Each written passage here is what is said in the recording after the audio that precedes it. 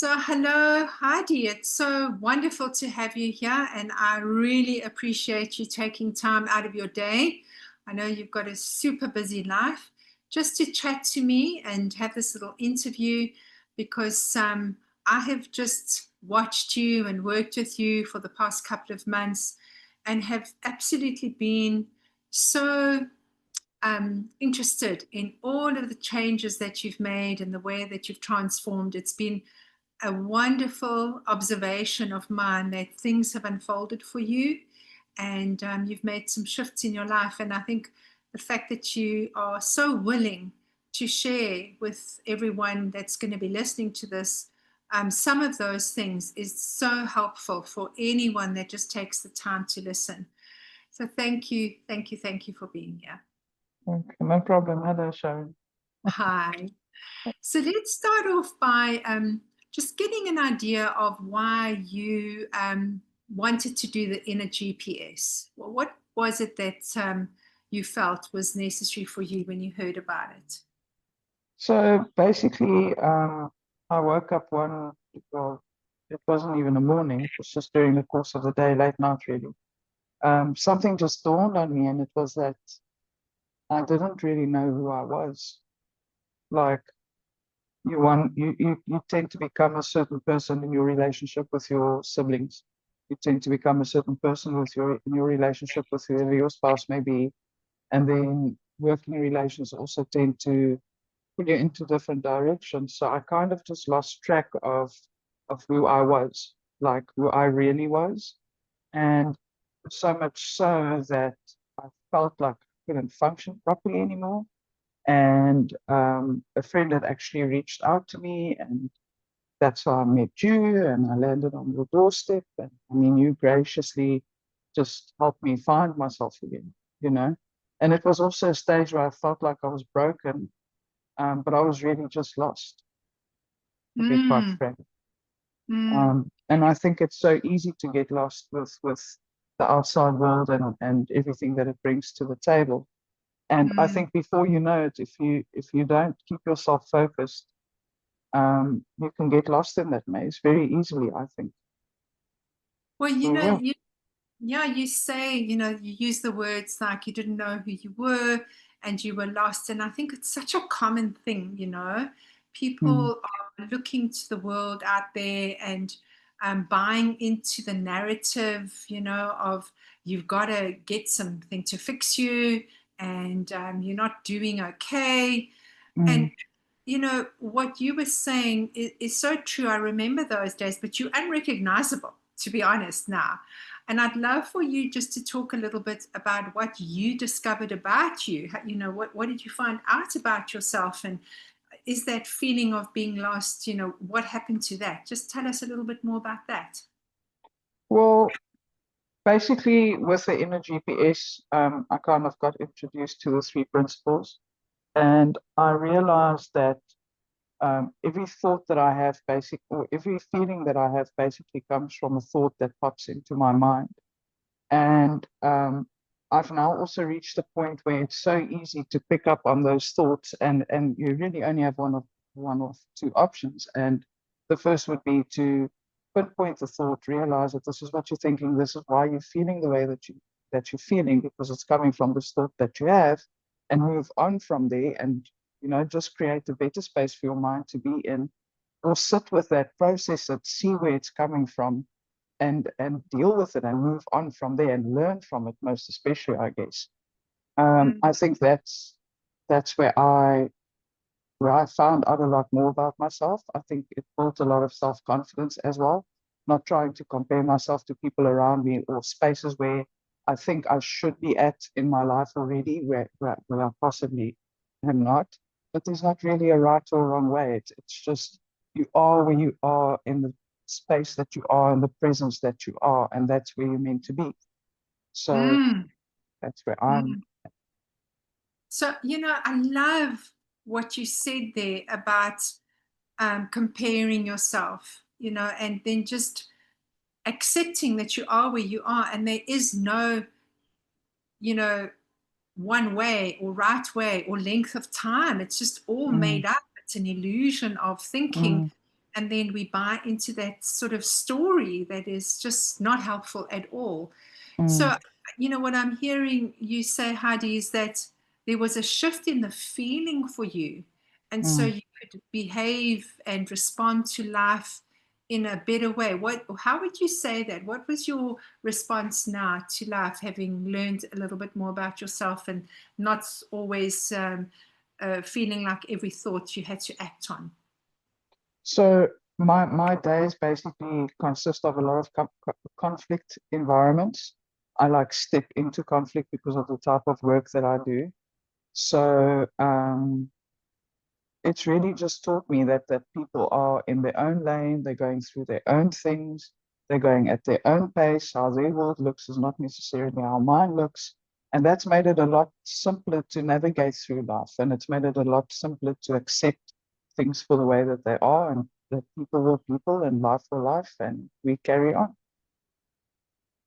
That is so huge. I actually got goosebumps as when you, like you are in a position where you are stepping into conflict, but you've made a very intentional decision now that you've uncovered who you really are, that you don't have to always operate from that stressful place, because conflict, Mm, can cause a ton of stress. And I'm sure you must have been all caught up in your head, but now you get to look at it from a different place.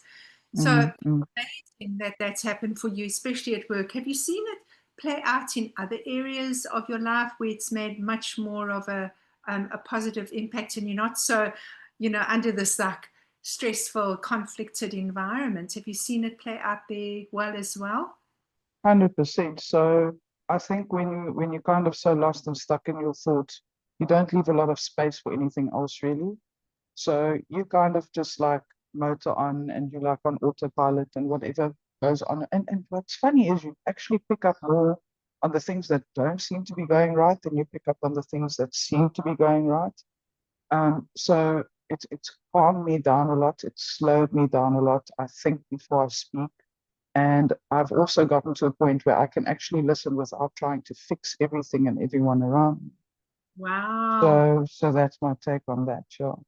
Wow, that's huge in relationship. Mm, Doesn't matter mm, what relationship, but if you are just with yourself and you allow everyone to be themselves, knowing that they're going to be okay because you're okay, it's really mm.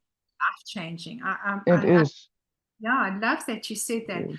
What would you say to someone, Heidi, who's kind of sitting on the fence and wondering should they or shouldn't they, and they're up in their head with all of their thinking, that maybe you were all that time back, when I first met you? What would you say to them to help them to sort of make a decision about what they want to do from this point onwards, if they were thinking about getting involved in the energy piece?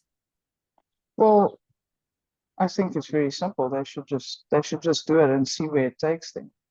Yeah. I don't think anyone can be really convinced in layman's terms to take the next step forward. But like for me at that point in time, I felt like I had nothing else to lose, and that's what got me to your doorstep. I was like, this is it. I need to do this. I need to kind of figure out who I am. I need peace. I need tranquility. And I need to slow down because nothing around me is going to change. So the change has to come from me. And I need to put myself in a position where I'm susceptible to whatever I need to get me to that change. So Wow. yeah, I mean, if you in a place of doubt and you get to a point where you just go, what do you really have to lose? It's not a hard decision to make. Sure. That's powerful. Um, Mm, I'm hearing, what I often assess, not that I'm assessing people that come to work with me or do the program, is it's like it's a bit of a last resort. Me too. I know I got to that place like, what's going to work? I've mm, tried so mm, much. And it's wonderful that you can express that, and that you are living proof. I've seen that, that you're living 100%. speaking about. I know for a fact you've recently had an injury, and when we got online before we hit record, you were like, "Oh, what a cool day! I get to relax." Minus the guilt, minus the drama, minus Mm, the storm that you might have got in before. You just get to live your life. And now that you know who you are and you can trust that, it just feels a lot more peaceful. Yeah, Yeah, amazing. and moment by moment. It's not in fast forward anymore. And it's Yeah, not in rewind anymore either. It's literally just moment by moment. yeah, no rewind and no fast forward, just No, be no. now. I was actually going to ask you, would you have any sort of thoughts or messages? But I think that's such a powerful one, just moment by moment, be here now. Is there anything you want to add to that? Or do you feel like that's so conclusive for where you're No, at? I think that's perfect actually. Well, it's been a short interview, but it's so amazing to me that watching someone like you where you were and so getting caught up in your mind and now the clarity that you speak with, the Mm, way that you're expressing yourself, I can really honestly tell, and I'm sure people in your life have mentioned that to you, that you are slower, calmer, more articulate. And isn't that a joy? I mean, there's those little things that count. It's not the big crashing mad things, that it's the little things. It's the way you are doing life. Yeah.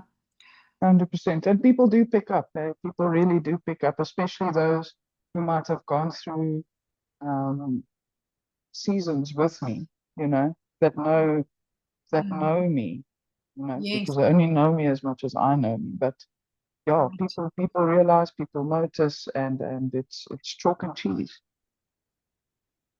Well, thank you for adding that because it is super noticeable. And I just really want to commend you on just staying on the path, being part of the journey, staying in the conversation, because I think that's key just to allow yourself to be on that, balance of life rather than getting caught up in Mm, the idea of how stress and worry and concern and all of those anxious feelings can create. And it's just so unnecessary once you really know who you are and how you work and how you operate. 100%. So just to add on to that, um, I feel like I was kind of at a point for a very long time where you kind of just wait for the ball to drop. It's like the ball's going to drop. This is going to happen. It's inevitable. There's no ball. I don't have a ball anymore. There's no ball to drop. There is no ball. That sounds like a book there. Right. I think I've said that about you many times, Heidi. You You've got have, you have. statements that are just they wake me up even more. So thank you so much. I really appreciate you being here. Thank you for sharing, what it is that you feel and what's happened for you in your life. And I know people that listen to this are going to be impacted by your message. So thank you again, Heidi. Appreciate you very, very much. No problem. Thank you, Sharon. I appreciate you as well. Thank you. Thanks.